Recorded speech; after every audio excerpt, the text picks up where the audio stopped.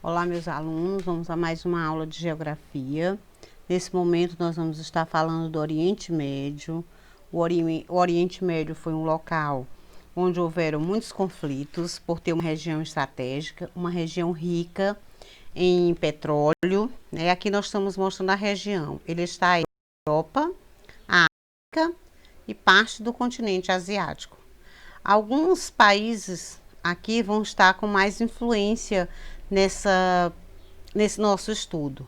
A Turquia, principalmente Iraque, Irã, porque temos o Golfo Pérsico, uma região estratégica de onde encontra petróleo. Então, essa região aqui ela é de muitos conflitos. Aqui nós temos o Golfo de Omã, é uma Arábia Saudita, que também possui uma grande quantidade de petróleo. E aqui nós vamos ter os outros itens, como os mares, né? Nós temos alguns países aqui também que vão estar influenciando, como o Afeganistão, o Turcomenistão, o Uzbequistão, que fazem influência, né, na relação entre os outros países, principalmente Estados Unidos e Reino Unido, né? Porque querem está consolidando, está sabendo de certeza que vão ter também a ajuda e a liberação de petróleo, já que essa área é muito rica. É banhada pelo Mar Mediterrâneo, Mar Negro, Mar Cáspio. Aqui nós temos o Golfo de Omã, Mar Arábico, Oceano Índico, Mar Vermelho, toda essa região aqui banhada, e lembrando que fica numa região entre África, Europa e uma parte do continente asiático, é a região estratégica, como eles chamam. Aqui nós temos o Oriente Médio, está localizado na região estratégica entre a Europa, a África e o restante do continente asiático. Nessa região se desenvolveram algumas civilizações, como a Mesopotâmica. O comércio também se desenvolveu bastante nessa região. Por isso foi uma das regiões mais ricas e desenvolvidas. No século XV, essa região aí do Oriente Médio, ela foi dominada pelo Império Turco-Otomano. E entre as guerras mundiais e após a Segunda Guerra foi que se consolidou ou aconteceu o processo de independência dessa região. E definiu-se as fronteiras entre os países, né? Foram delimitados, foram marcadas as fronteiras entre esses países aí. No Oriente Médio, com exceção de Israel, Israel é um dos países mais ricos dessa região, a atividade industrial ela é pouco expressiva. Mas nós temos a Turquia, que se destaca com a siderurgia, e nos países que produzem petróleo, que nós vamos ver um pouco mais adiante, as refinarias e algumas indústrias petroquímicas estão de grande importância. Mas também se destaca a indústria têxtil e alimentícia, já que todos precisam dessas duas indústrias aí, são as que mais crescem em quase todos os países do mundo. Nesse item que nós estamos vendo aqui, nós classificamos como atividades econômicas. É claro que não são só essas as atividades econômicas que nós temos. Não é só atividade industrial, não é só a petroquímica, nem têxtil alimentício. Nós também temos pontos turísticos importantes, né, que trazem economias, como Abu Dhabi, Dubai, dos Emirados Árabes Unidos. Eles são detentores de grande reserva de petróleo. Tem hotéis luxuosos e praias e ilhas artificiais. E ainda a Turquia, que é um outro ponto turístico pelos itens arquitetônicos que possui. Nós já falamos de Dubai, de Abu Dhabi no ano passado, quando nós falamos nos países onde são classificados como paraísos fiscais, aqueles em que o dinheiro que entra lá não é contado imposto, não paga imposto. Então, muitas pessoas do Brasil e de outros países mandam dinheiro para esses países aí. E lá são, além de paraísos fiscais, são os grandes pontos turísticos do Oriente Médio. Aqui nós vamos ver em Dubai, né, alguns arranha-céus que são o metrô, que é com uma sofisticação muito grande. Então, vendo aqui que é um país onde o desenvolvimento é bem elevado, né? Pelo que se vê aqui, pelo menos nessa região aqui, nessa área aqui, nós estamos vendo as grandes condições financeiras das pessoas, né? Aqui nós estamos vendo um centro também importante, destino turístico, que é Jerusalém. né, em Israel, no Oriente Médio, muito importante também para a economia do país.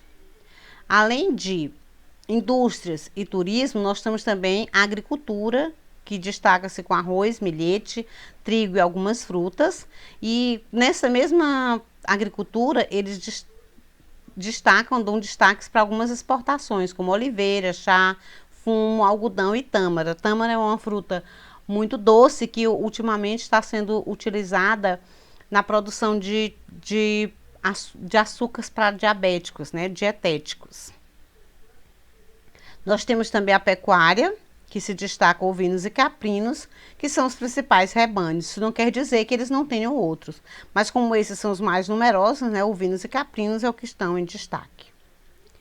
Olha aqui a região no Oriente Médio, onde destaca a agropecuária. Nós temos aqui na Turquia ovinos, né, nessa área aqui toda de ovinos, ó.